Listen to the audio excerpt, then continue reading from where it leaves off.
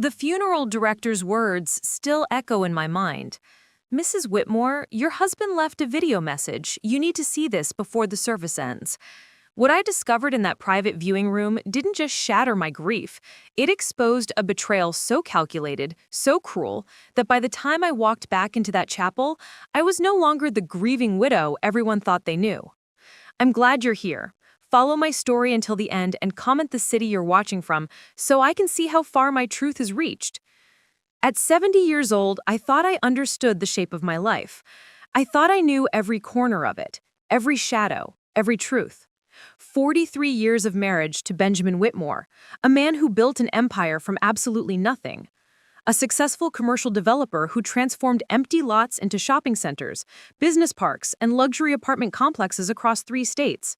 His name was synonymous with success in Riverside County, and for more than 4 decades, I stood beside him through every triumph and setback. My name is Dorothy Whitmore, and this is the story of how everything I believed about my family turned out to be a carefully constructed lie. We had 2 children. Our son, Kenneth, was 45 years old, ambitious, driven, and hungry in a way that sometimes worried me. He'd followed his father into the real estate development business, working at Whitmore Development Corporation since he graduated from Stanford with his MBA. Kenneth had his father's build, his commanding presence, that same way of walking into a room and making everyone instinctively defer to him. He'd been divorced for 3 years from his wife Rachel, a kind woman who'd grown tired of being married to someone who loved money more than people.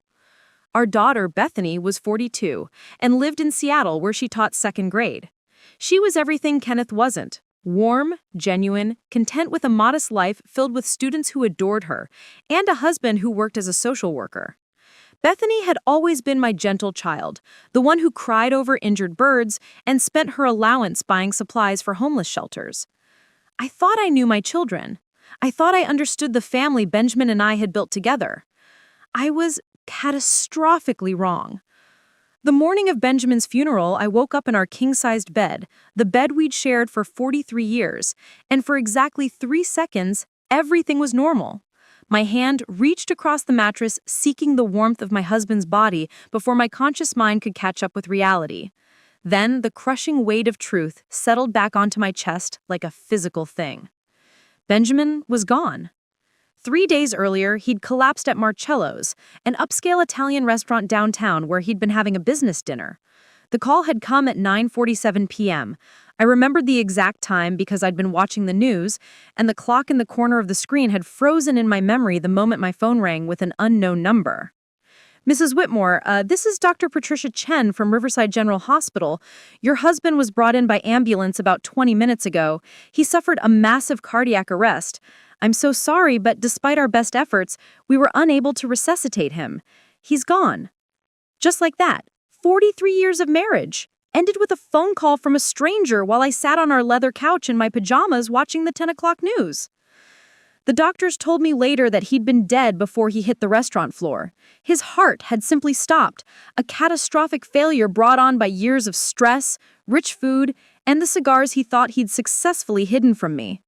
He didn't suffer, they assured me, as if that piece of information could somehow cushion the blow of losing the man who'd been the center of my world since I was 27 years old. Now, 3 days later, I stood in our master bedroom at 7:30 in the morning, staring at the black dress hanging on our closet door. It was a simple sheath dress, elegant but understated, purchased decades ago for Benjamin's father's funeral. I'd kept it in the back of my closet, never imagining I'd need it to bury my own husband. The bedroom still smelled like him, that distinctive combination of his expensive Tom Ford cologne, the leather of his briefcase that he always left on the armchair by the window, and underneath it all, that subtle scent of the Cohiba cigars he'd smoke in his study when he thought I was asleep. I'd known about those cigars for years, but never mentioned them. It was one of those small marital secrets that seemed harmless at the time. Now, I'd never smell that combination of scents again. Not fresh, anyway. Just the fading ghost of it in our bedroom, growing fainter every day. "Mom?" I turned to see Bethany standing in the doorway, her eyes red and swollen from crying. She'd flown in from Seattle the moment she got the news and hadn't left my side since. Her husband, Marcus, had stayed behind with their 2 young children, but Bethany had been here, sleeping in her childhood bedroom, making sure I ate, answering phone calls from people offering condolences. The car service will be here in about an hour. Do you need help with anything? Your makeup or hair? I looked at my reflection in the mirror. At 70, I'd maintained myself reasonably well. My hair, professionally colored a soft silver blonde every 6 weeks, was arranged in my usual neat style. My skin showed the lines of 7 decades of living, but I'd always taken care of myself. Benjamin liked that about me, that I never let myself go, as he put it. "I'm Glyn's sweetheart," I said, though my voice sounded hollow even to my own ears. "Where's Kenneth?" "Downstairs in Dad's study. He's going over his eulogy one more time." She paused, her expression tightening slightly. "Sienna's with him." Sienna Blackwood, my son's girlfriend of 2 years. The name alone was enough to set my teeth on edge, though I'd tried hard not to show it. At 34, she was 11 years younger than Kenneth, strikingly beautiful with that kind of calculated perfection that came from expensive salons, personal trainers, and a wardrobe that cost more than most people's annual salary. Sienna worked as Kenneth's executive assistant at Whitmore Development Corporation, though I'd always suspected that title was just a polite fiction. The timeline of their relationship had always been suspiciously vague. Kenneth and Rachel's divorce had been finalized 3 years ago, but Sienna had been working at the company for 4 years. I'd done the math, even if no one else wanted to talk about it. There was something about Sienna that had always made me profoundly uncomfortable, though I couldn't articulate exactly what it was. Maybe it was the way she looked at Benjamin during family dinners, her eyes tracking his movements around the room with an intensity that seemed excessive for a boss's father. Maybe it was how she always managed to position herself next to him at company events, her hand resting on his arm just a touch too long when she laughed at his jokes. Maybe it was the overly familiar way she'd lean in when speaking to him, close enough that I could see Benjamin shift uncomfortably. I'd mentioned it to Benjamin once, about 6 months ago. We'd been getting ready for bed after a company holiday party, where I'd watched Sienna monopolize my husband's attention for nearly an hour. "Benjamin, I need to say something," I'd started carefully. "I think Sienna might be, I don't know, maybe she's developing inappropriate feelings toward you." Benjamin had laughed, actually laughed, as he unbuttoned his dress shirt. "Dorothy, you're being paranoid. The woman is Kenneth's girlfriend. She's just young and enthusiastic. Kenneth is lucky to have found someone so supportive of his career ambitions." "It's more than enthusiasm.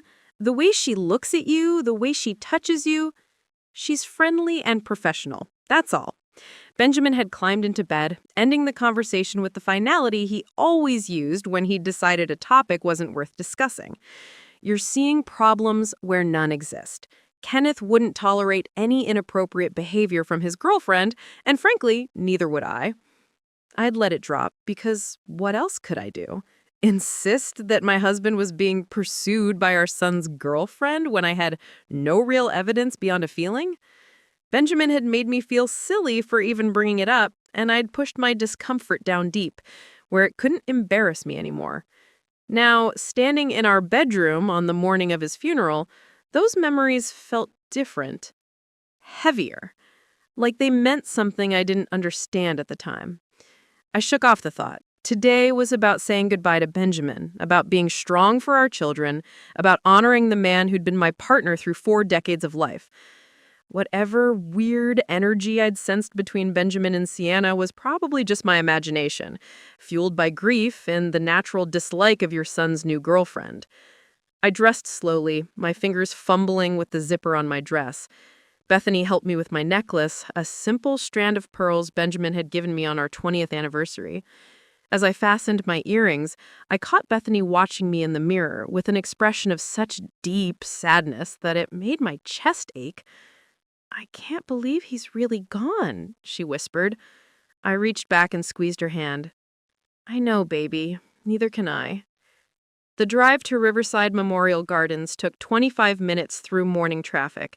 Kenneth had insisted on hiring a car service, a sleek black town car with tinted windows that felt more like a hearse than transportation.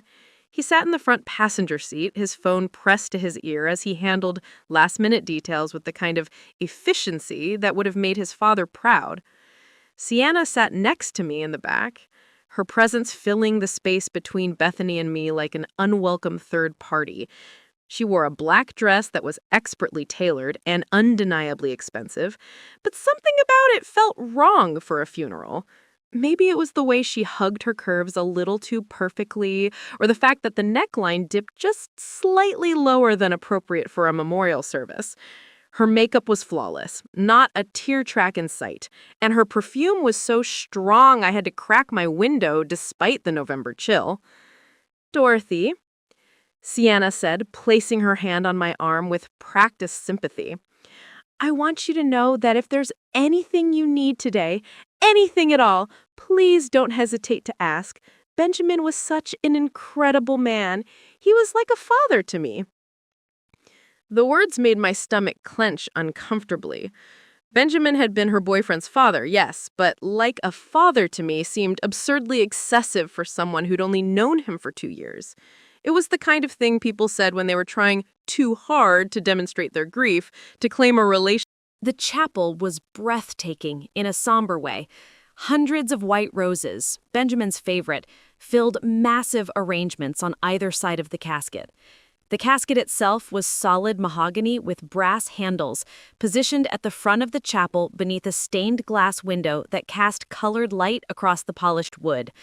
Classical music played softly through hidden speakers, something by Mozart that Benjamin had always loved. Kenneth met us at the entrance, having arrived 15 minutes earlier to handle final arrangements with the funeral director. At 45, he was almost a carbon copy of his father at the same age. 6 feet tall, broad-shouldered, with the kind of commanding presence that made people instinctively defer to him. His dark suit was perfectly tailored, his hair styled with just enough product to look polished without seeming vain. He'd inherited Benjamin's strong jawline and intense gaze, though where Benjamin's eyes had usually held warmth, Kenneth's were calculating, always assessing angles and opportunities. "Mom?" Kenneth pulled me into an embrace that felt more performative than comforting. I could feel the tension in his shoulders, the way he was holding himself together through sheer force of will. Kenneth had always been like that, controlled, measured, refusing to show weakness, even in private. "How are you holding up?" he asked when he pulled back, his hands still on my shoulders as he studied my face. "I'm managing," I said, which was both true and a complete lie. Sienna appeared at Kenneth's side, linking her arm through his with the easy familiarity of long practice. "Everything is ready," she told him quietly. "The mayor's office called to confirm he'll be here, and the company's board members are already seated in the reserved section." Kenneth nodded, his jaw tightening. "Good.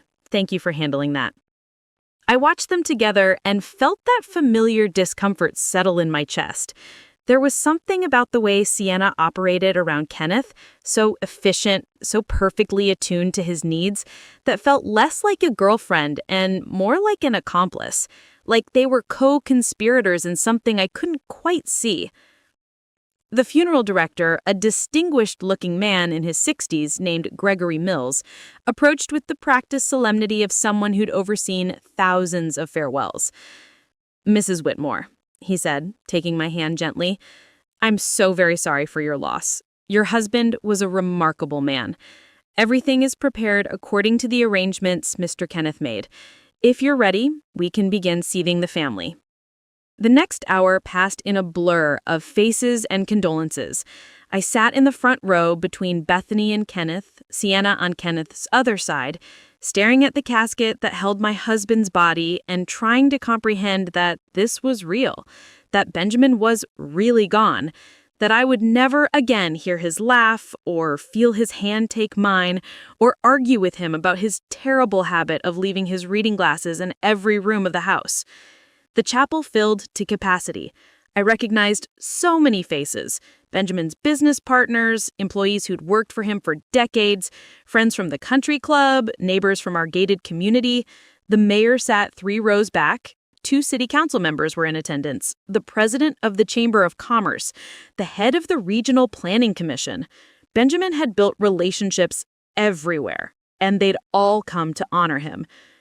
Pastor Michael Thornton, who'd known Benjamin for 30 years, delivered the opening remarks. He spoke about Benjamin's integrity, his generosity to local charities, his devotion to family. It was a beautiful eulogy, filled with the kind of polished praise that made the deceased sound like a saint, while carefully avoiding any mention of their actual flaws or complexities. Then, Kenneth stood to deliver his eulogy. I watched my son walk to the podium, his stride confident despite the grief I knew he was carrying. He adjusted the microphone, cleared his throat, and began to speak about his father. Benjamin Whitmore was many things, Kenneth began, his voice strong and clear. A successful businessman, a pillar of our community, a mentor to countless young professionals. But to me, he was simply Dad. Kenneth spoke for 10 minutes about growing up as Benjamin's son, about the lessons his father had taught him, about the example of hard work and determination that had shaped his own life. His voice cracked near the end when he talked about the last conversation he'd had with Benjamin just 2 days before the heart attack, when they were discussing plans for expanding the company into Arizona. I will miss him every single day, Kenneth finished, his knuckles white where he gripped the podium. But I promised to honor his legacy by continuing the work we started together. Dad, wherever you are, I hope I can make you proud. The chapel was silent, except for the sound of people quietly crying. Kenneth returned to his seat, and Sienna immediately took his hand, whispering something in his ear that made him nod. Bethany spoke next, her eulogy shorter and more personal. She talked about Benjamin as a father rather than a business titan, sharing memories of him teaching her to ride a bike, attending every single one of her school plays, walking her down the aisle at her wedding. By the time she finished, there wasn't a dry eye in the chapel, including mine. The service continued, with hymns and prayers and more condolences. I moved through it all in a haze of grief, saying the right things, accepting hugs, thanking people for coming. The faces blurred together into a sea of sympathy and awkwardness that all funerals seem to generate. It was during that strange transitional period near the end when people were starting to leave for the reception, but no one wanted to be the first to go, that Gregory Mills appeared at my elbow.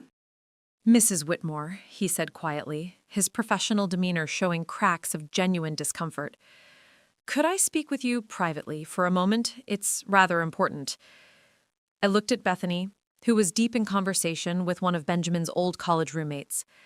Kenneth and Sienna had stepped outside, probably coordinating the logistics of moving everyone to the country club for the reception. Of course, I said, following Gregory toward the back of the funeral home. He led me through a door marked private and down a short hallway to a small viewing room I hadn't seen before.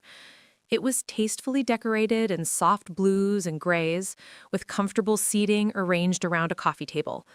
What caught my attention immediately was the television on a rolling cart in the corner, a DVD player connected beneath it. Mrs. Whitmore, Gregory began, and I could hear the tension in his voice. Your husband left very specific instructions with our firm several months ago. He recorded a video message and requested that it be shown to you privately, immediately following the funeral service, before you proceed to the reception. My heart skipped a beat. A video message? Benjamin never mentioned anything about that. He was quite insistent that no one else should know about it until after his passing. Gregory interrupted gently. He paid for premium security storage and left extremely detailed instructions. The video was to be shown only to you, in private, at this specific time. I stared at the television, my mind racing. Why would Benjamin record a secret video message? Why wouldn't he have told me about it while he was alive? Would you like a moment to prepare yourself, or would you prefer to have someone with you? Your daughter or son could... No. I said quickly, surprising myself with the firmness in my voice. Just, just play it, please. Gregory nodded, his expression sympathetic. He picked up the remote control from the coffee table and pressed a few buttons. I'll be right outside if you need anything, he said softly. Take all the time you need. He left the room, closing the door quietly behind him. The soft click of the latch felt like the closing of a coffin lid. The television screen flickered to life, and there was Benjamin. My Benjamin. Not the waxy, made-up version in the casket I'd just said goodbye to, but Benjamin alive and vital and real. He was sitting in his study at home. I recognized the mahogany bookshelves behind him, the oil painting of a sailing ship we had purchased on our 20th anniversary trip to Bar Harbor. He was wearing his favorite cardigan, the navy blue one I'd given him for Christmas 3 years ago, and his reading glasses were perched on his nose. Dorothy. His voice filled the small room, and I felt tears immediately spring to my eyes. Hearing his voice again after 3 days of silence was like having a wound reopened. Dorothy, if you're watching this, then I'm gone. I'm sorry for that, my darling. I'm so sorry for leaving you alone. I pressed my hand to my mouth, trying to hold back a sob. But I'm more sorry for what I'm about to tell you, Benjamin continued, and something in his tone made my stomach drop. This wasn't the warm, loving voice I knew. This was heavier, weighted with guilt and shame and something that sounded almost like fear.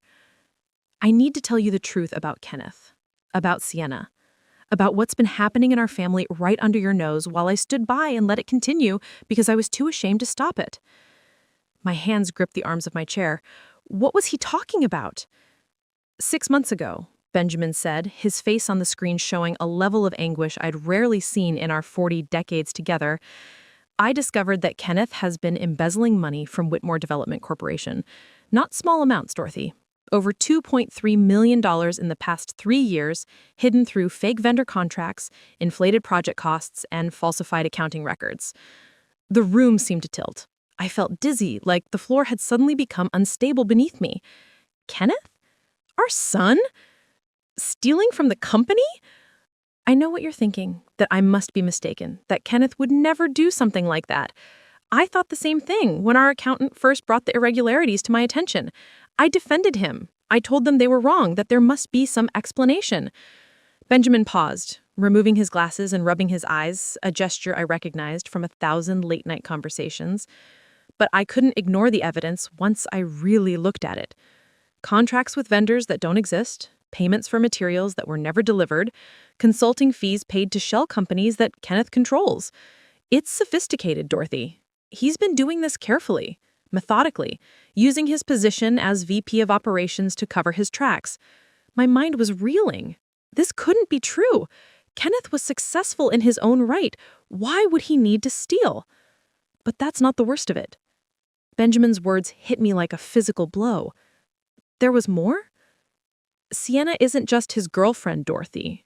She's his partner in the entire scheme. She's the one creating the false documentation, forging my signature on approval forms, manipulating the digital records to cover the trail. They're working together. They have been from the beginning. I couldn't breathe, couldn't process what I was hearing. Sienna, the woman who'd held my arm in the car today, who'd called Benjamin like a father, was helping our son steal millions of dollars? Benjamin leaned forward, his face on the screen. What I saw there broke my heart all over again. Dorothy, there's something else, something I'm deeply ashamed of. His voice dropped to almost a whisper. Sienna and I, we had an affair. The world stopped. It started about 18 months ago at the company retreat in Tahoe. She approached me one evening when I was alone on the deck of the lodge, started talking about how lonely she was, how Kenneth was always working, how she needed someone who understood her.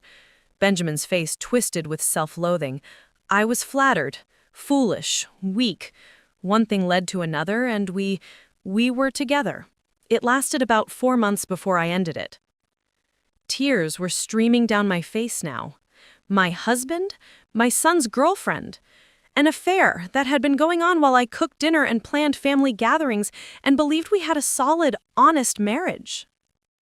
I know you must hate me right now, Benjamin said, and I could see tears in his eyes too. I hate myself. But Dorothy, I think I know that Sienna targeted me deliberately.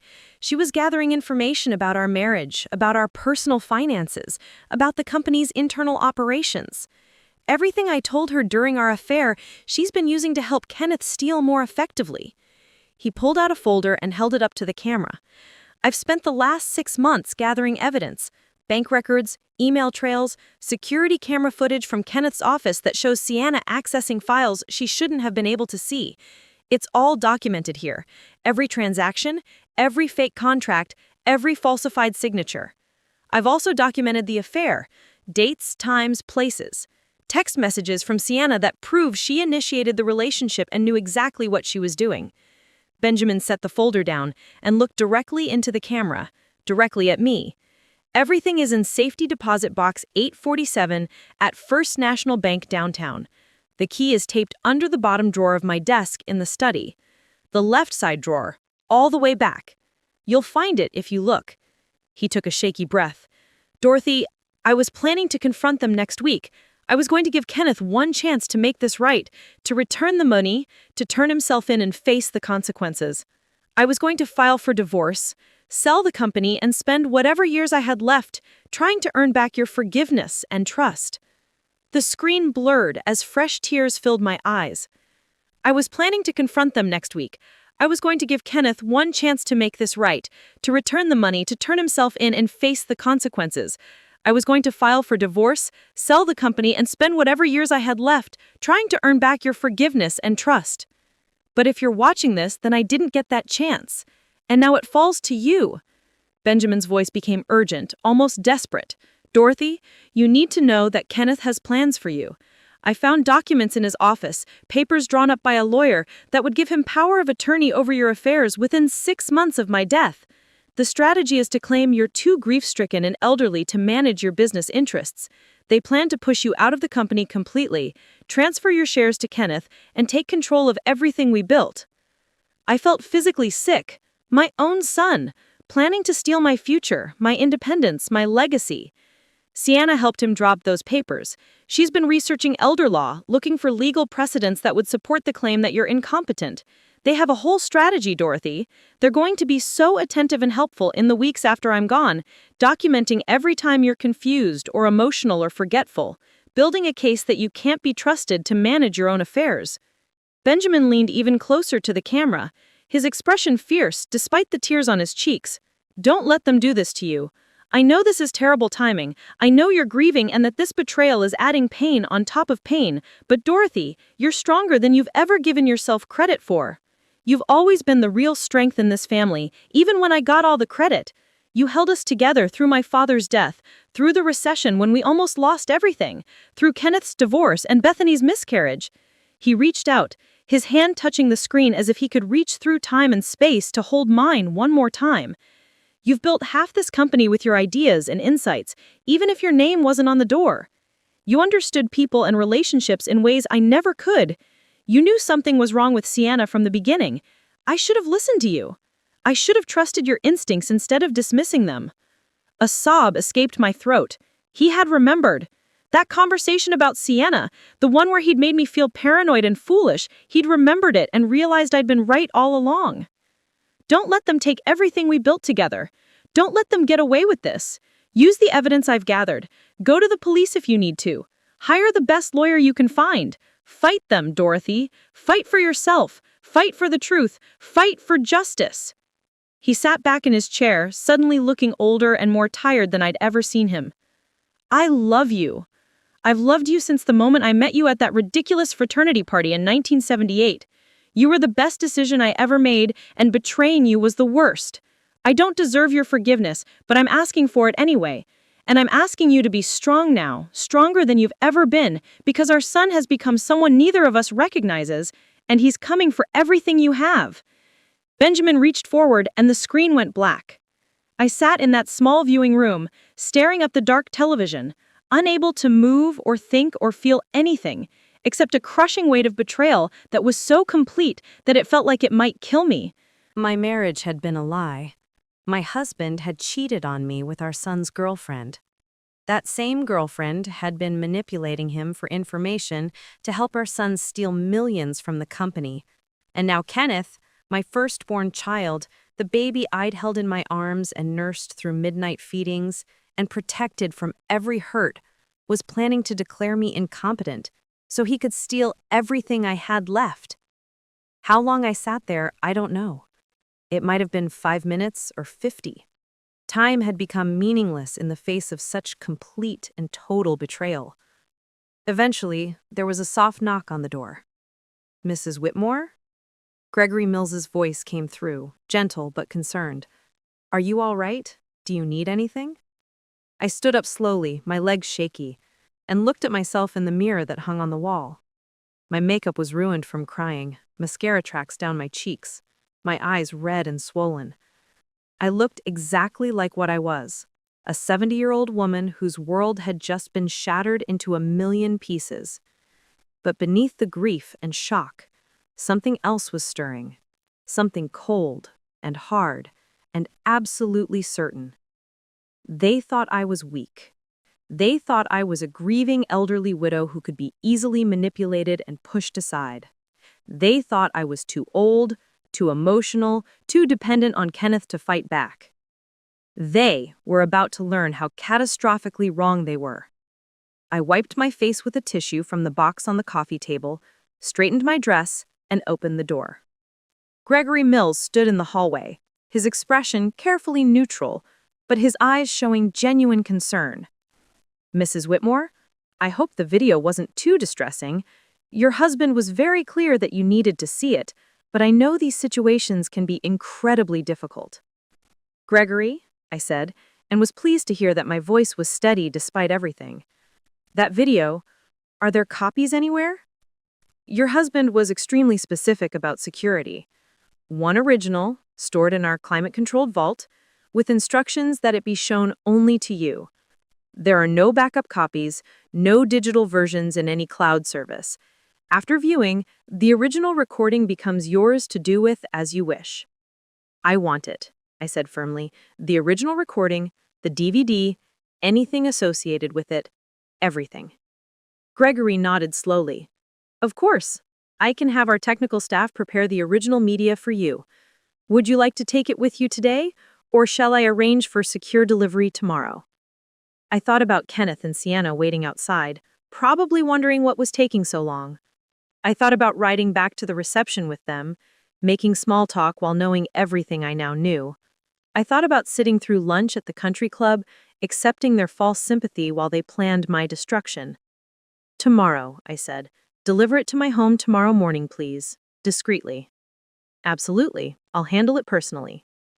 Gregory hesitated. "Mrs. Whitmore, is there anything else I can do for you? You seem understandably shaken." "I'm fine," I lied. "Just needed a moment alone with my husband's final message. It was emotional." Gregory accepted this explanation with a sympathetic nod.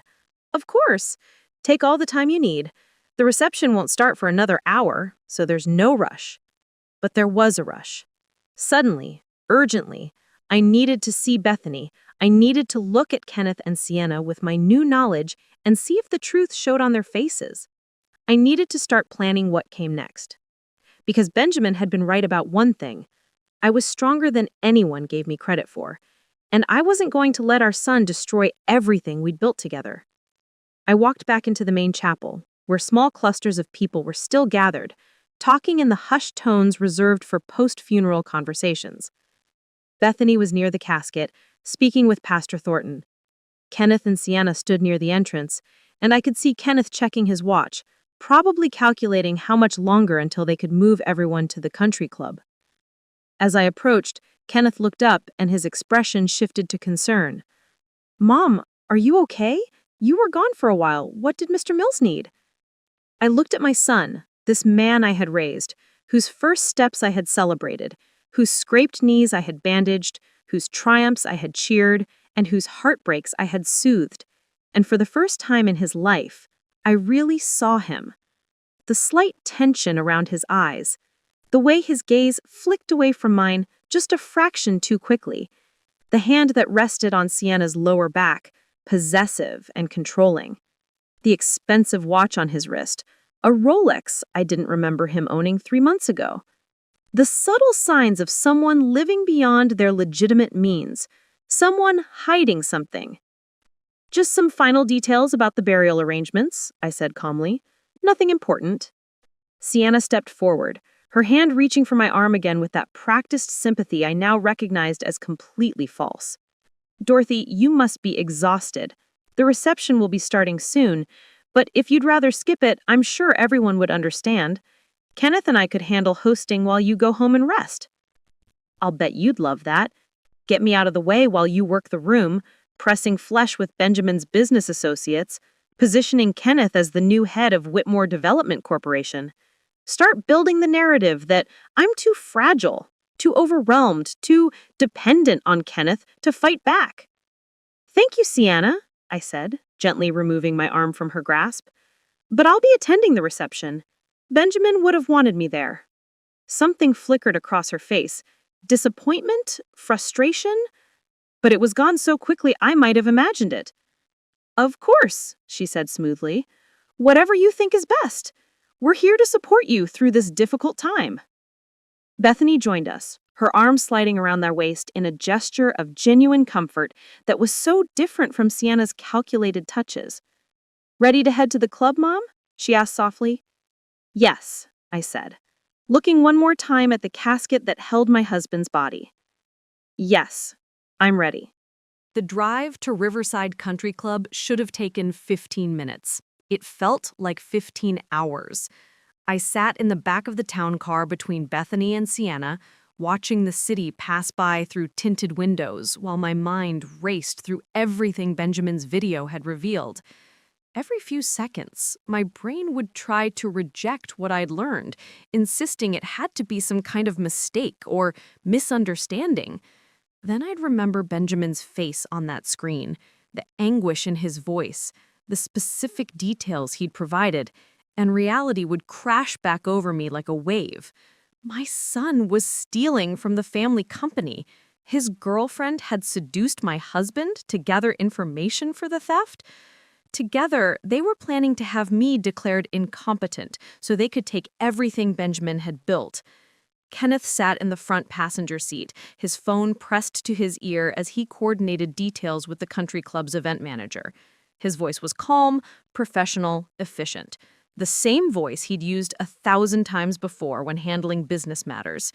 How many of those business calls had been legitimate? How many had been part of his elaborate scheme to rob his own family?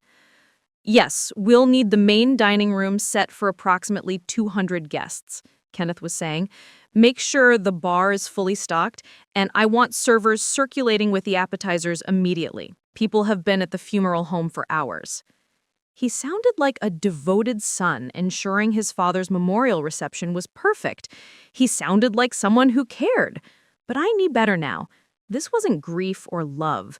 This was Kenneth maintaining appearances, playing the role of the responsible heir while he positioned himself to seize control of everything Benjamin had built. "You're being so strong, Dorothy," Sienna said quietly beside me, her hand finding mine and squeezing it gently. "Benjamin would be so proud of how you're holding up through all of this." I looked at her, really looked at her, for the first time with the full knowledge of what she was.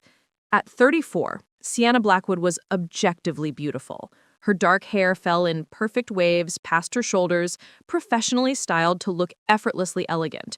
Her makeup was impeccable, even hours after the funeral, not a smudge or tear track in sight. Her black dress probably cost more than most people's monthly mortgage payment, and she wore it with the confidence of someone who knew exactly how attractive she was. But now, knowing what I knew, I could see past the surface beauty to something calculating underneath. The way her eyes constantly tracked Kenneth's movements, assessing and adjusting. The way her expressions shifted seamlessly between sympathy, concern, and devotion, depending on who was watching. The way she touched me with just enough pressure to seem caring without being intrusive. A manipulation technique so subtle, I'd never questioned it before. This woman had seduced my husband. She'd used intimate knowledge gained during an affair to help Kenneth steal millions. And now she sat next to me in a car, holding my hand and calling me by my first name like we were close, like she cared, like she was anything other than a predator who'd infiltrated my family. "Thank you, Sienna," I managed, my voice steady despite the rage building in my chest. "You've been very helpful through all of this." Something flickered in her eyes, maybe satisfaction, before her expression returned to practiced sympathy. "Of course. Kenneth and I both want to make sure you're taken care of. You shouldn't have to worry about anything right now." Bethany's arm tightened around my shoulders, and I realized my daughter had picked up on something in the exchange. Bethany had always been intuitive, sensitive to emotional undercurrents that others missed. I wondered what she was sensing now. Riverside Country Club sat on 200 acres of pristine golf courses and manicured gardens on the edge of town. Benjamin had been a member for 25 years, serving on the board of directors for the last decade. We'd celebrated countless milestones here: anniversaries, Kenneth's wedding to Rachel, Bethany's rehearsal dinner, dozens of company events and holiday parties. Now we were here to celebrate Benjamin's life, or at least that's what everyone would call it. In reality, we were here so people could pay their respects, share their memories, and then get back to their own lives, while I figured out how to survive the complete destruction of everything I'd believed about my family. The club's event coordinator, an efficient woman named Patricia, whom I'd worked with many times over the years, met me at the entrance to the main dining room. "Mrs. Whitmore," she said, taking both my hands in hers with genuine warmth, "I'm so deeply sorry for your loss. Benjamin was a wonderful man. We've set everything up exactly as Mr. Kenneth specified. Please let me know if there's anything you need." "Thank you, Patricia," I said softly. "I'm sure everything will be perfect." The dining room was indeed perfect. Round tables covered in white linens filled the space, each centered with arrangements of white roses and candles. A long buffet table ran along one wall, already laden with an impressive spread of food: sandwiches, salads, hot dishes, desserts. A full bar had been set up in the corner, and I could see servers in crisp uniforms preparing to circulate with trays of wine and appetizers. At the far end of the room, a large photograph of Benjamin had been mounted on an easel, one of my favorites from our anniversary party 2 years ago, where he was laughing at something someone had said, his eyes crinkled with genuine joy. Looking at it now, knowing what I knew, made my chest ache with a complicated mixture of love and betrayal. People began arriving almost immediately. The cars that had been at the funeral home made the short drive to the country club, and within 20 minutes the dining room was filled with mourners who'd become reception guests. The noise level rose as conversations started, people getting drinks from the bar, serving themselves from the buffet, sharing memories of Benjamin in that peculiar way that funerals somehow make appropriate. I stood near the entrance with Kenneth and Bethany, receiving people as they came through. It was exhausting, the endless handshakes and hugs, the repetitive condolences, the well-meaning but awkward attempts at comfort from people who had no idea what to say to a new widow. "Benjamin was one of the finest men I ever knew," said Thomas Richardson, a business associate who'd worked with Benjamin for 15 years. "The integrity he brought to every deal, the way he treated people with respect regardless of their position, that's increasingly rare in this business." Integrity. The word hit me like a slap. Benjamin had committed adultery with our son's girlfriend. Yes, he'd been manipulated, but he'd still made the choice to betray our marriage. Was that integrity? "Your father was a visionary," the mayor told Kenneth, shaking his hand firmly. "Riverside wouldn't be what it is today without Whitmore Development Corporation. I hope you'll continue his legacy." Kenneth would continue something, I thought bitterly, just not the legacy anyone imagined. Sienna stood slightly behind Kenneth, playing the role of supportive girlfriend perfectly. She'd occasionally step forward to accept a condolence or shake someone's hand, but mostly she remained in Kenneth's shadow, deferential and appropriate, the perfect executive assistant who'd become the perfect partner for the boss's son. I watched her interact with Benjamin's oldest business partner, Arnold Grayson, and saw her place her hand on his arm with exactly the same gesture she'd used on me in the car. That careful, practiced touch meant to convey sympathy and connection. I wondered how many people she'd manipulated with that simple gesture. I wondered if she'd used it on Benjamin during their affair. Mrs. Whitmore, a woman I didn't immediately recognize, approached, holding a glass of white wine. She was perhaps 60, well-dressed, with kind eyes. "I don't know if you remember me. Judith Chen. I worked in accounting at Whitmore Development about 5 years ago." "Of course, Judith," I said, though I only vaguely recalled her. "How are you?" "I'm well, thank you. I just wanted to say—" She paused, seeming to choose her words carefully. "I wanted to say that your husband was always fair to me. When I had some health issues that required time off, he made sure I kept my job and my insurance. Not every boss would do that." Something in her tone made me focus more intently. That sounds like Benjamin. He believed in taking care of his employees. Yes, he did. That's why she stopped again, glancing around as if checking who might be listening. "Mrs. Whitmore, could I possibly speak with you privately for just a moment? There's something I think you should know." My pulse quickened. "Of course.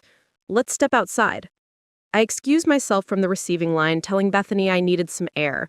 She looked concerned, but nodded, and I followed Judith through the crowd toward the French doors that led to the club's terrace. The November air was cold, and I immediately regretted not bringing my coat. But there was no one else outside. Everyone had chosen to stay in the warm dining room, which meant we could talk freely. "I apologize for pulling you away," Judith began, wrapping her arms around herself against the chill. "And I know this is terrible timing, but I've been struggling with whether to say something, and seeing you in there accepting everyone's sympathy while that man—" She stopped herself. "I'm sorry, I'm not making sense." "What man?" I asked, though I had a sinking feeling I already knew. "Your son, Kenneth." Judith's voice dropped even lower. "Mrs. Whitmore, I left Whitmore Development Corporation 5 years ago not because of health issues, but because I discovered financial irregularities that Kenneth was pressuring me to ignore." My breath caught. 5 years ago. Benjamin had said the embezzlement had been going on for 3 years, but what if it had started earlier? "What kind of irregularities?" I asked quietly. Judith glanced back at the French doors, making sure we were still alone. Payments to vendors that I couldn't verify existed. Invoices that looked legitimate, but had subtle inconsistencies in the paperwork. When I brought my concerns to Kenneth, he told me I was being paranoid and that I didn't understand how the development business worked. He suggested that maybe I wasn't a good fit for the company culture. "You told Benjamin?" "I tried," Judith said, and I heard frustration in her voice. "I requested a meeting with him, but Kenneth blocked it. He said his father was too busy to be bothered with accounting minutia and that I should handle any concerns through him. When I persisted, I started getting written up for minor performance issues, being 3 minutes late once, taking a slightly longer lunch break, tiny things that had never been problems before." "You were being set up to be fired," I said, recognizing the tactic. "It's the same thing Kenneth and Sienna were planning to do to me. Document small issues to build a larger narrative of incompetence." Exactly. So I resigned before they could terminate me.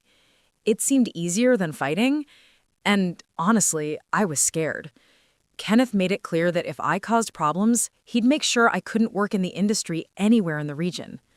Judith's eyes filled with tears. I felt guilty about it for 5 years. If I'd fought harder, if I'd found a way to tell your husband what was happening, maybe Benjamin would have stopped it earlier, I finished softly. Maybe he'd still be alive. We stood in silence for a moment, both processing the implications. The stress of discovering Kenneth's theft, of carrying that knowledge for months while trying to decide what to do, of being betrayed by his own son. Had that stress contributed to Benjamin's heart attack? Had Kenneth's actions literally killed our father? "Why are you telling me this now?" I asked. Judith met my eyes. "Because I saw you in there, standing next to Kenneth while he accepts condolences like the grieving son, like the devoted heir to his father's legacy. And I couldn't stay silent anymore. You deserve to know what kind of man your son really is. Even if it's too late to save your husband, maybe it's not too late to save yourself." Before I could respond, the French doors opened and Kenneth appeared, his expression concerned. "Mom, are you all right? You've been out here for a while and people are asking for you." His gaze shifted to Judith and I saw his jaw tighten almost imperceptibly. "Ms. Chen, I didn't realize you were here." Judith said, "I came to pay my respects. Benjamin was a good man." Yes, he was. His tone was pleasant, but I could see the calculation in his eyes as he assessed the situation. "Mom, you must be freezing. Let's get you back inside." He took my elbow gently, that same guiding touch I'd experienced 1,000 times from him over the years. But now it felt controlling, manipulative, like he was steering me away from a conversation he didn't want me to have. "Thank you for coming, Judith," I said, holding her gaze for a moment longer. "And thank you for sharing your memories of Benjamin with me. It means a great deal." "Of course, Mrs. Whitmore." Judith's eyes conveyed understanding and something else. A warning, maybe, or encouragement. "If you ever need anything, please don't hesitate to reach out." Kenneth guided me back inside, his hand still on my elbow. Once the French doors closed behind us, cutting off the cold November air, he leaned down to speak quietly near my ear. "What was that about?" I said, "She was telling me about a time when Benjamin helped her during a difficult period. It was very touching."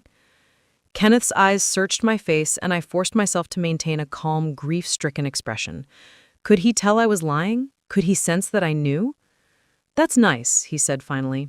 "But Mom, I think you should be careful about engaging too deeply with former employees right now. Some people see opportunities in situations like this. They might try to take advantage of your grief to ask for money or favors." The audacity of it nearly took my breath away. Here was Kenneth, who was actively stealing millions and planning to take everything I had, warning me about people who might take advantage of me. "I appreciate your concern," I said, "but I think I can tell the difference between genuine sympathy and opportunism." Something flickered across his face, surprise, maybe, at the slight edge in my voice. But then Sienna appeared beside us, sliding her arm through Kenneth with practiced ease. "Dorothy, Judge Morrison was asking for you. He wanted to share a story about Benjamin from their law school days."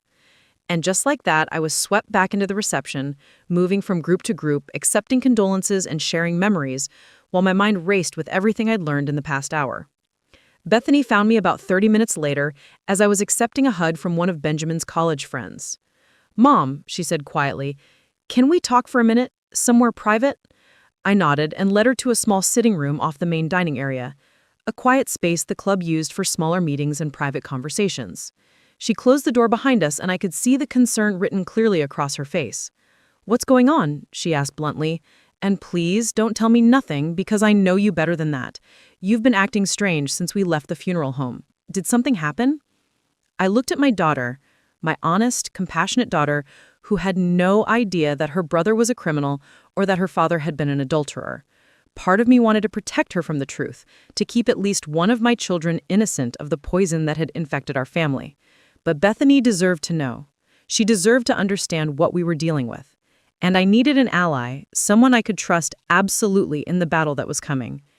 "Bethany, I need to tell you something," I began carefully, "but you have to promise me you won't react visibly when we go back out there. No matter how shocking or upsetting what I tell you is, you have to keep it together until we're alone again. Can you do that?" Her eyes widened with alarm, but she nodded. "Of course. Mom, you're scaring me. What happened?" I took a deep breath and told her everything. Benjamin's video message, the affair with Sienna, Kenneth's embezzlement scheme, the plans to have me declared incompetent, Judith Chen's revelations on the terrace. All of it spilled out in a rush of words while Bethany's face cycled through shock, disbelief, anger, and finally, grim understanding. When I finished, she was silent for a long moment, processing everything I'd told her. Then, quietly, she said, "Kenneth."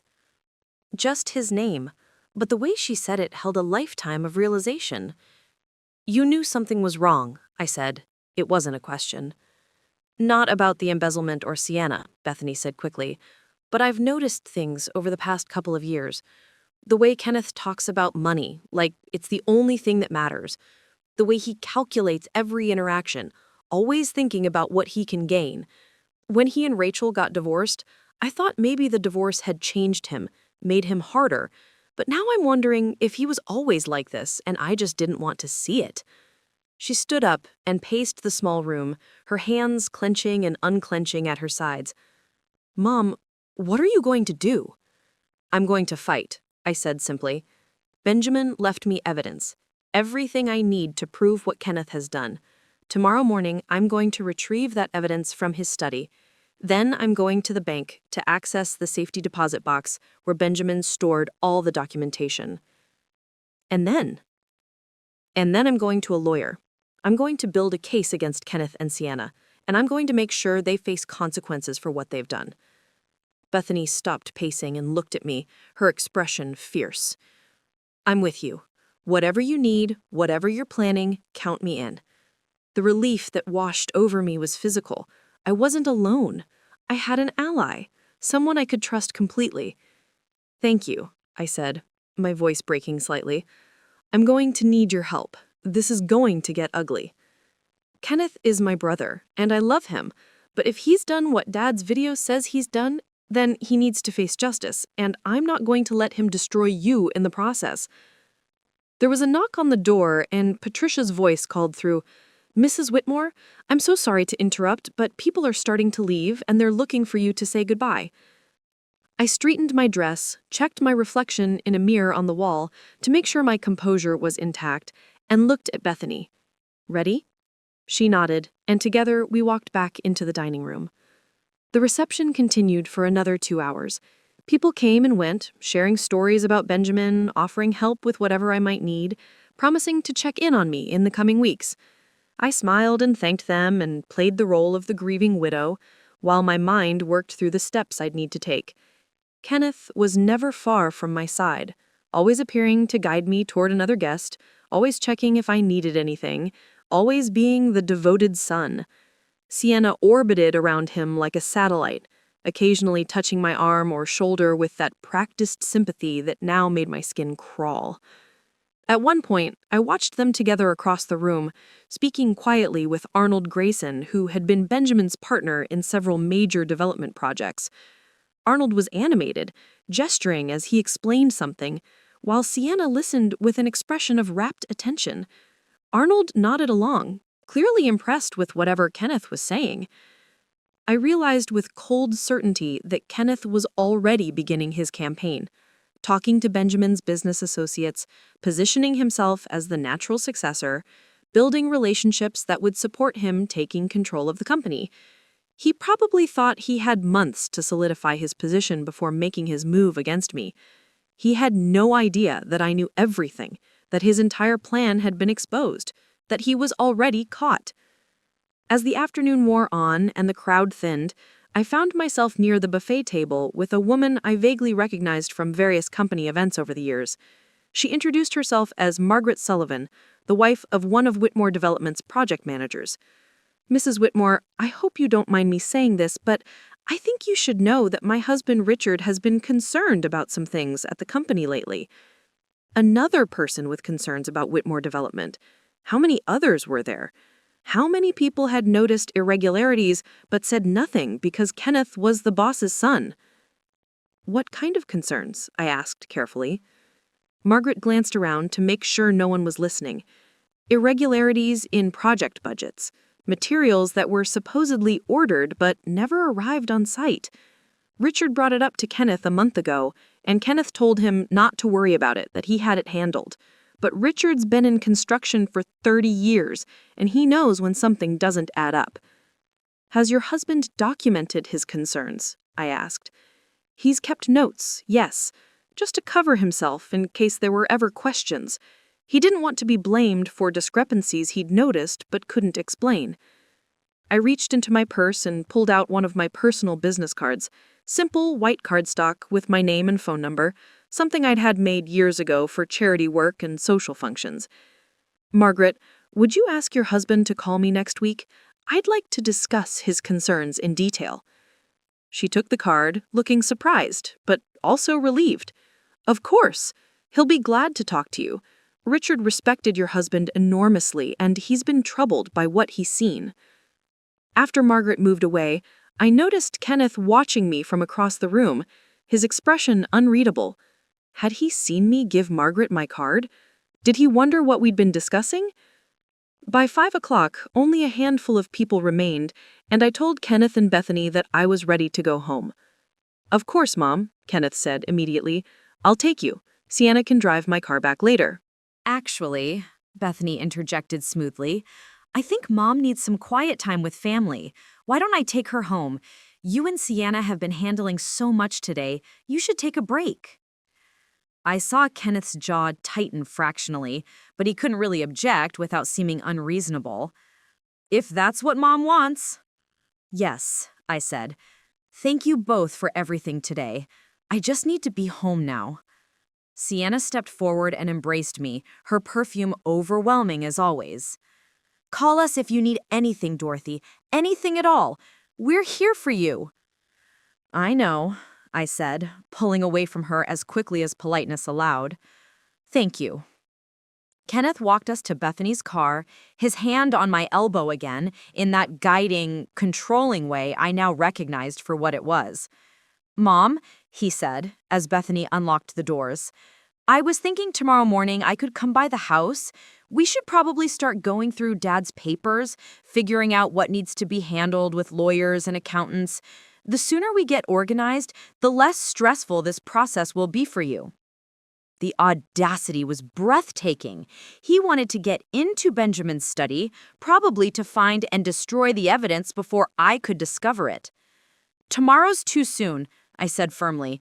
I need at least a few days before I can face sorting through your father's things. Let's plan on next week. Kenneth's expression flickered with frustration before he masked it with understanding. Of course, whatever you need. I just don't want you to feel overwhelmed by paperwork and legal obligations. I'm here to help with all of that. I appreciate it, Kenneth, but I need time. He nodded, but I could see the calculation in his eyes. He was wondering why I was putting him off, whether I suspected something, how to adjust his approach. I understand. Call me if you change your mind or if you need anything. He leaned down and kissed my cheek, and it took every ounce of self-control I had not to flinch away. I love you, Mom. I love you too, I said automatically, though the words felt like ash in my mouth. Bethany and I drove away in silence. Only when we were several blocks from the country club did she speak. He wanted to get into Dad's study, she said flatly. Yes. To destroy the evidence? Yes. Mom, we need to get that key tonight. We can't wait until tomorrow. What if Kenneth decides to go to the house tonight while you're asleep? What if he has a key? She was right. Kenneth did have a key to our house. He'd kept one since he was a teenager. I'd never thought to ask for it back, never imagined I'd need to keep my own son out. We'll get it tonight, I decided, as soon as we get home, and then tomorrow morning, first thing, we're going to the bank. What about the video? Bethany asked. The funeral director said he'd have it delivered tomorrow, right? Yes, but discreetly. I'll tell him to come early before Kenneth might think to stop by. We drove the rest of the way in silence, each lost in our own thoughts. When we pulled into the driveway of the house I'd shared with Benjamin for 43 years, it looked exactly as it had that morning when we'd left for the funeral. The same elegant Tudor exterior, the same perfectly maintained landscaping, the same facade of normalcy. But everything had changed. Nothing would ever be the same again. Bethany came inside with me, and together we went straight to Benjamin's study, a room I'd always thought of as his private sanctuary. Dark wood paneling, floor-to-ceiling bookshelves, the massive mahogany desk where he'd spent countless hours working on deals and strategy. I knelt beside the desk and pulled out the bottom left drawer, the one Benjamin had specified in his video. It slid open easily, revealing hanging file folders filled with household documents, insurance policies, warranty information, instruction manuals for various appliances.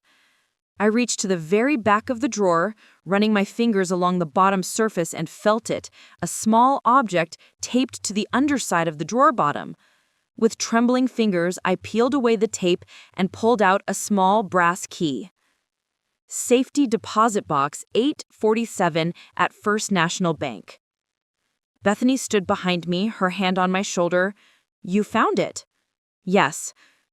I held the key in my palm, this small brass object that represented the truth about my family, about my marriage, about everything I'd believed was real. Tomorrow, I would use this key to access Benjamin's evidence. I would learn the full extent of Kenneth's betrayal. I would begin the process of fighting back. But tonight, I was just a 70-year-old woman sitting in her dead husband's study, holding a key and trying to comprehend how her life had become something unrecognizable. Mom? Bethany's voice was gentle. Are you okay? I closed my fist around the key and stood up slowly. No, I said honestly, but I will be. Because I had to be. Because Kenneth and Sienna were counting on me being weak, being devastated, being too grief-stricken to fight back. And I was going to prove them catastrophically wrong. I barely slept that night.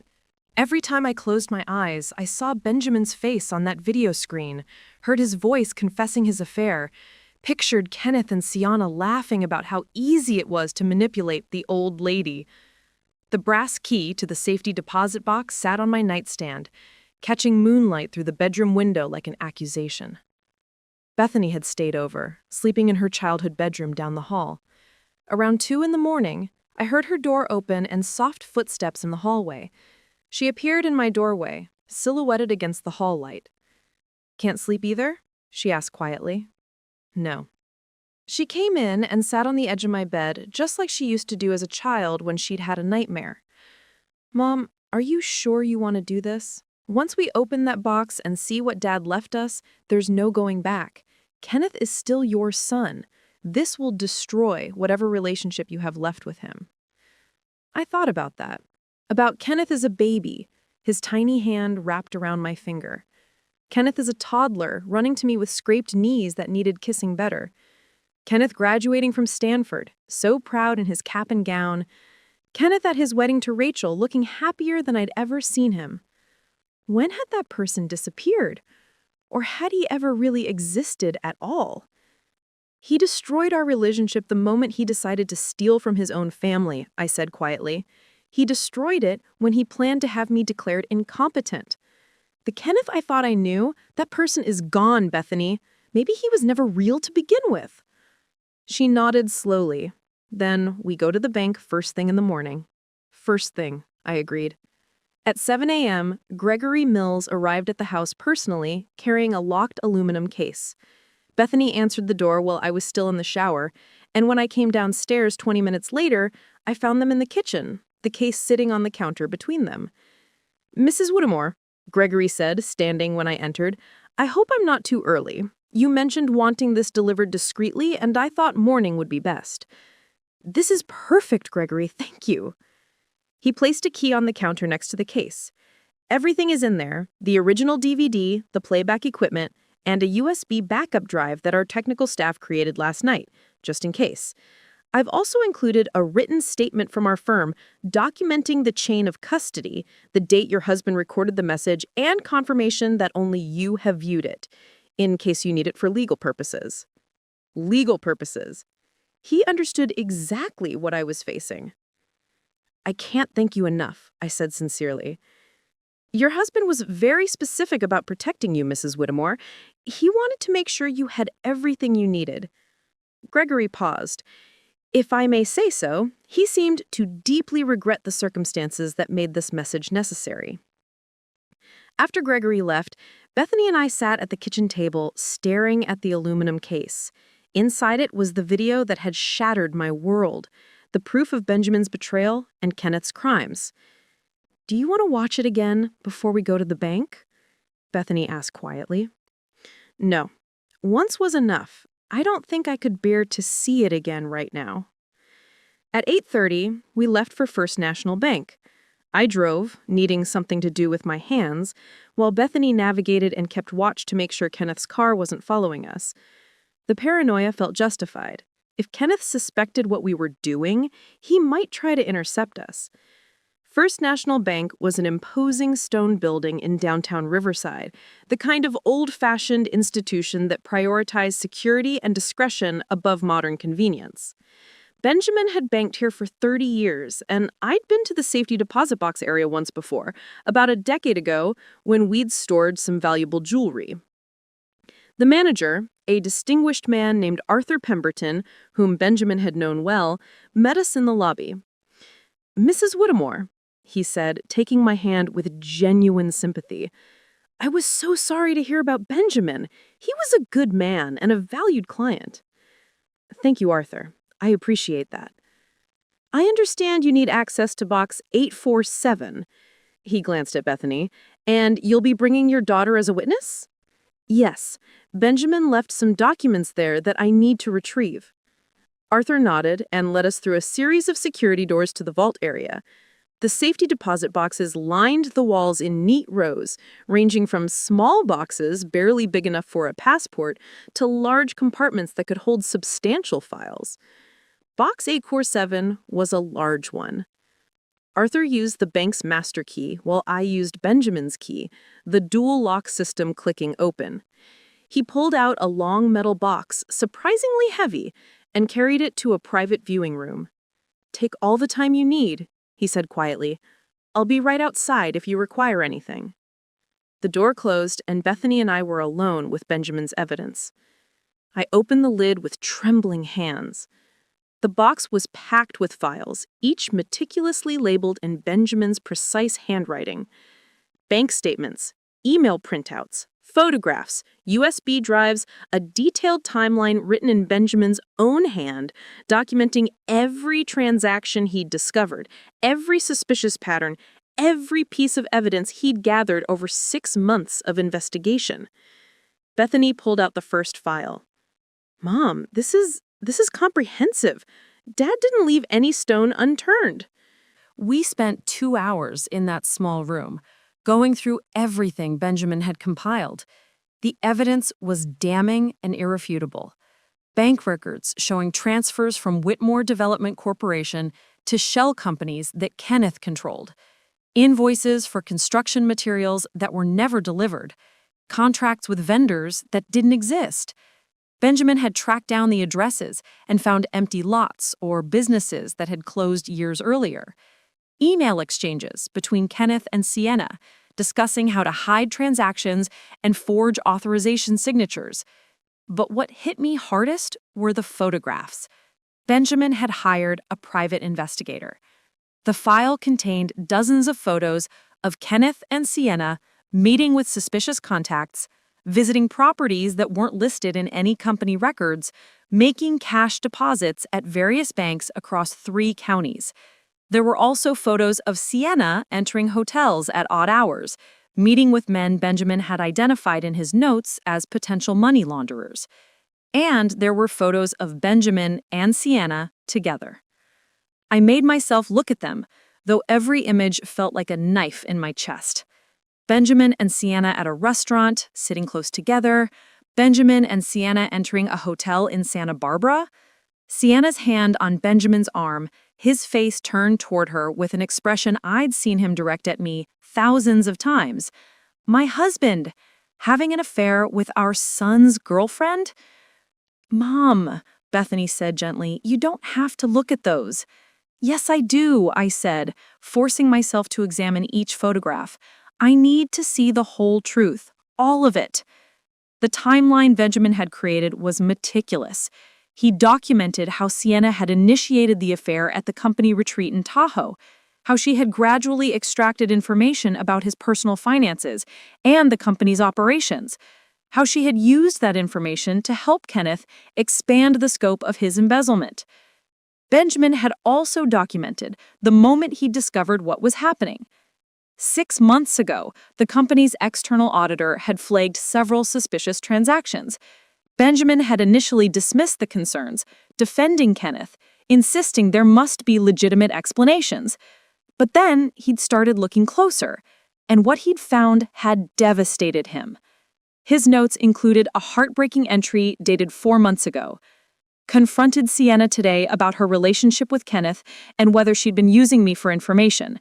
She denied everything, claimed I was paranoid and cruel, tried to manipulate me by threatening to tell Dorothy about our affair if I caused problems for Kenneth.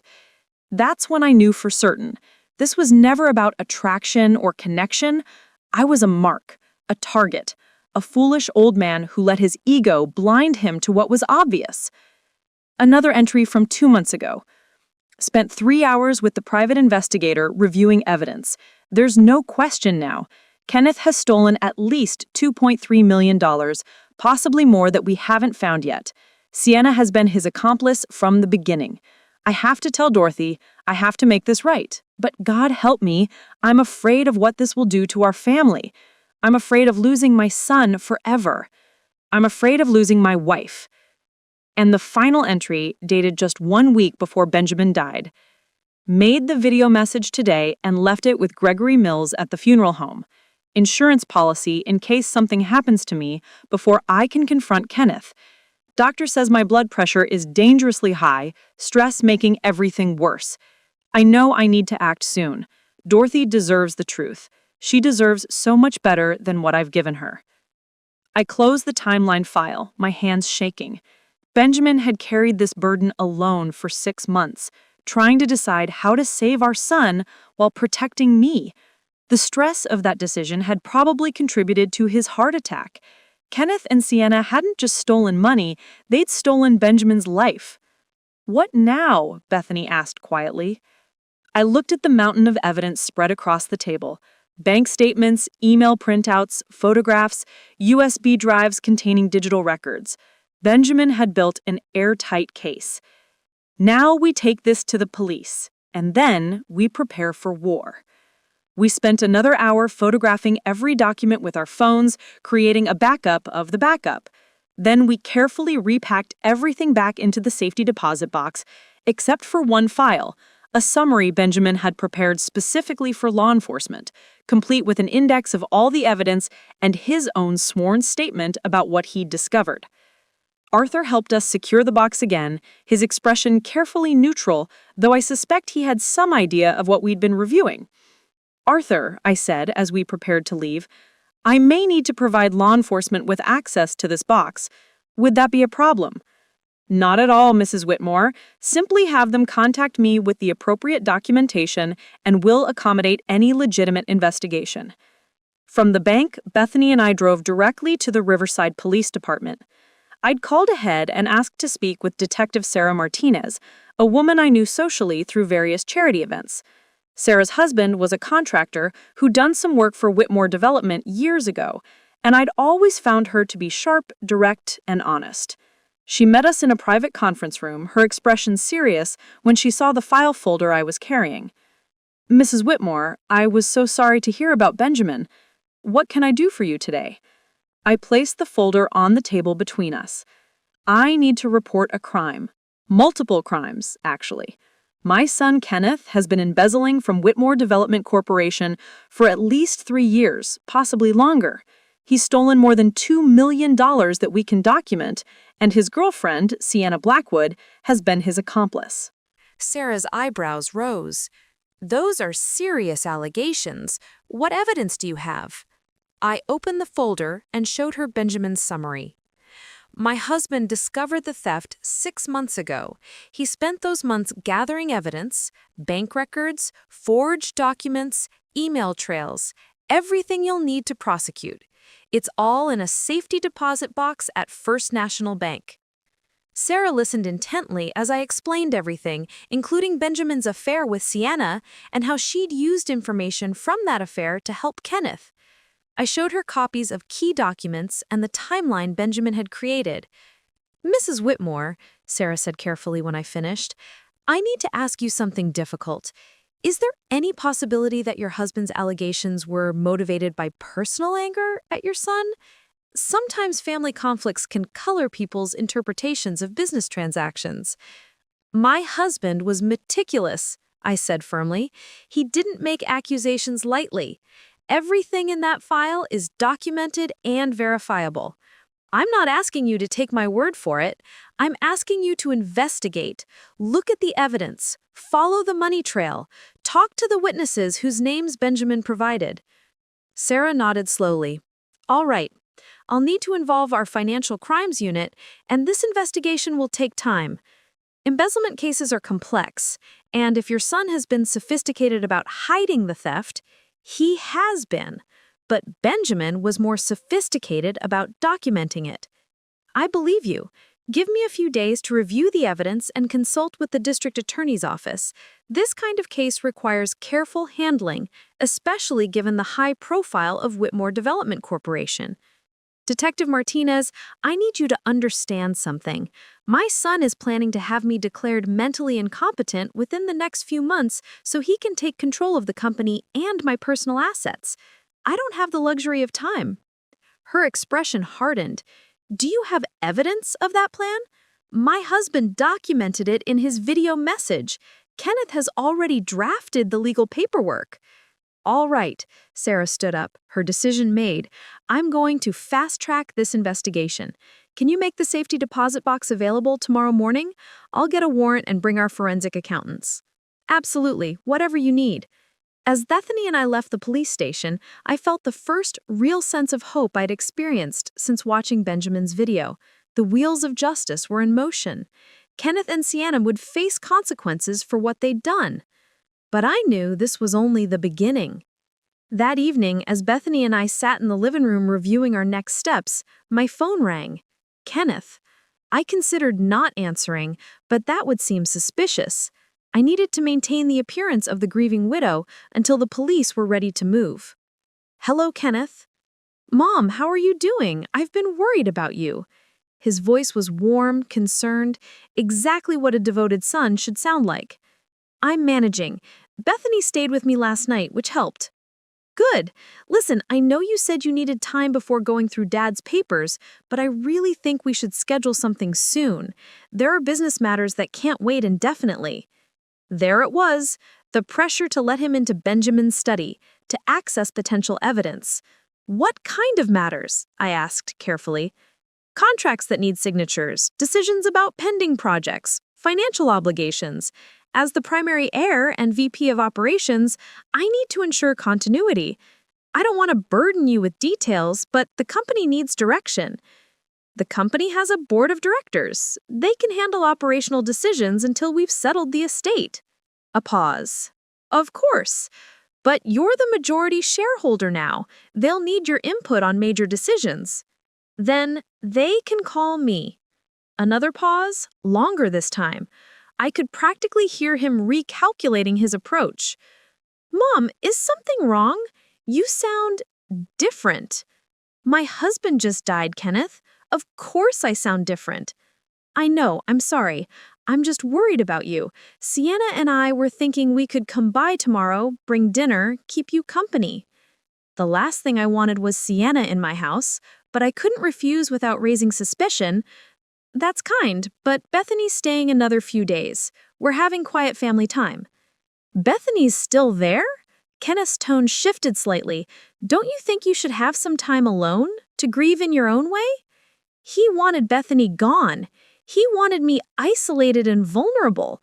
I need my daughter right now, I said firmly. I hope you can understand that. Of course. Mom, I love you.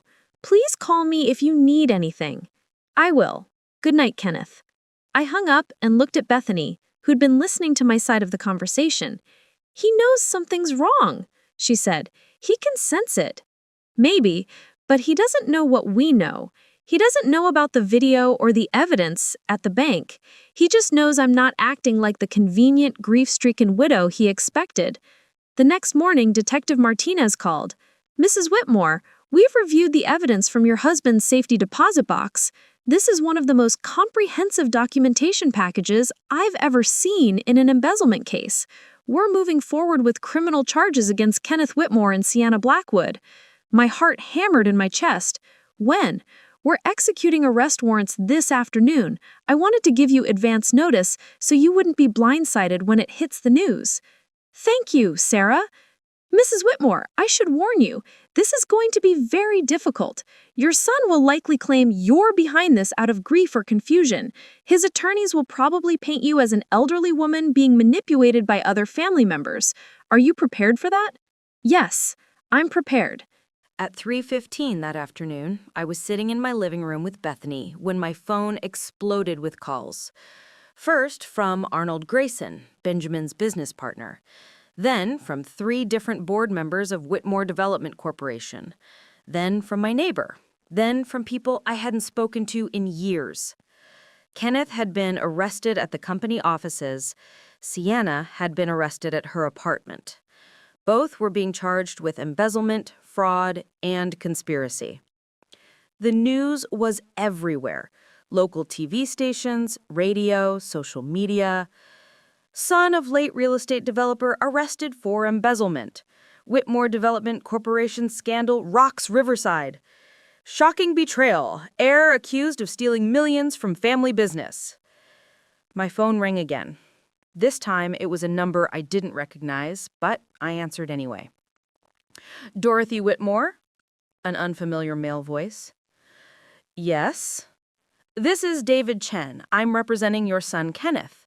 He's asked me to tell you that this is all a terrible misunderstanding and he needs to speak with you immediately. He says if you'll just listen to his explanation. Mr. Chen, I interrupted. I have nothing to say to your client. All communication should go through my attorney. I gave him the name of the lawyer I'd contacted that morning, then hung up. The calls kept coming. Reporters requesting interviews, family friends expressing shock, business associates wanting to know what was happening with the company. I finally turned off my phone and sat in silence with Bethany. "Are you okay, Mom?" she asked. "I don't know," I said honestly. I know I did the right thing. I know Kenneth needed to face consequences for what he did, but part of me is devastated that it came to this. "Dad would be proud of you, Mom," Bethany said quietly. "You didn't let them get away with it. You fought back." That evening, I received an email from Kenneth's attorney with the subject line, "Urgent from your son." Against my better judgment, I opened it. The email contained a scanned, handwritten letter from Kenneth. "Mom, please listen to me. I know how this looks, but you don't understand the full situation. Yes, I moved money around within the company, but it wasn't theft. It was strategic financial management that Dad didn't understand because he was old school in his thinking. Sienna and I were trying to modernize the company's approach, make it more competitive. We were going to show Dad the results once everything was complete. His affair with Sienna was complicated. She felt pressured by him and didn't know how to say no. You're being manipulated by Bethany and by Dad's paranoia in his final months. Please, Mom, you're 70 years old. Let me help you understand what's really happening before you destroy our family over a misunderstanding. I love you. I've always loved you. Don't let other people turn you against your own son. Kenneth." I read it twice and felt absolutely nothing. No doubt, no second-guessing, no maternal instinct to protect my child. Kenneth had shown me exactly who he was. He'd stolen millions, manipulated his own father, planned to have me declared incompetent, and now, caught red-handed with overwhelming evidence, he was still trying to lie and manipulate his way out of consequences. I deleted the email without responding. 3 weeks later, I sat in a conference room at Whitmore Development Corporation, surrounded by the board of directors and our company attorneys. Kenneth and Sienna were both out on bail awaiting trial. The district attorney had made it clear that the evidence was so strong that plea deals were likely. "Mrs. Whitmore," said Margaret Ying, the board chair, "we've reviewed the succession plans and bylaws. Given the circumstances, the board unanimously agrees that you should assume the role of CEO of Whitmore Development Corporation." I looked around the table at these people who had worked with Benjamin for years. "I appreciate your confidence, but I'm 70 years old. I'm not sure I'm the right person to lead this company long term." "With respect," Arnold Grayson interjected, "you've been the backbone of this company for decades. Benjamin made the deals, but you understood the people and the relationships. You know this business better than you think. And right now, this company needs someone with integrity and wisdom to guide it through the scandal." I thought about Benjamin's words in his video message. You've always been the real strength in this family, even when I got all the credit. Maybe he'd been right. I'll do it, I said, on one condition. We implement comprehensive financial oversight and transparency measures. No one person should ever have the ability to do what Kenneth did.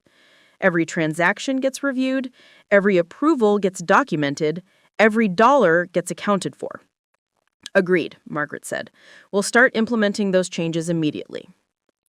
6 months later, I stood in a courtroom and watched my son sentenced to 8 years in federal prison for embezzlement and fraud. Sienna received 6 years and would face deportation after serving her sentence, as she wasn't a U.S. citizen. Kenneth looked at me across the courtroom before they took him away. I saw anger there and resentment, but also something that might have been regret. I would never know if he was sorry for what he'd done or just sorry he'd been caught. I'd done what I had to do. I'd protected Benjamin's legacy and ensured that justice was served. But that doesn't mean it didn't hurt. As I left the courthouse, Bethany took my arm. "How are you feeling?" she asked. "Sad," I admitted, but also free. For the first time in months, I feel like I can breathe. A year later, Whitmore Development Corporation had not only survived the scandal, but had actually grown stronger. The transparency measures we'd implemented had restored client confidence. The corrupt practices Kenneth had introduced were gone. And I discovered that I was actually quite good at running a company. I stood in Benjamin's study, my study now, and looked at the photograph of him that sat on the desk. My feelings about him were complicated. He'd betrayed me with Sienna, but he'd also tried to make it right. He'd left me the tools I needed to fight back and protect myself. "I did what you asked," I said to his photograph. "I fought them. I didn't let them take everything we built. And I'm stronger than either of us knew I could be." At 71 years old, I was CEO of a multi-million-dollar development company. I was respected in my community. I'd survived betrayal and emerged on the other side. I wasn't the grieving widow Kenneth and Sienna had expected me to be. I was Dorothy Whitmore, and I'd learned that it's never too late to fight for yourself, to demand justice, and to discover strengths you never knew you had. As for Kenneth, he wrote to me once from prison. I never opened the letter. Some relationships can't be repaired. Some betrayals can't be forgiven. He'd made his choices, and now he was living with the consequences. I'd made my choices too, and I had no regrets.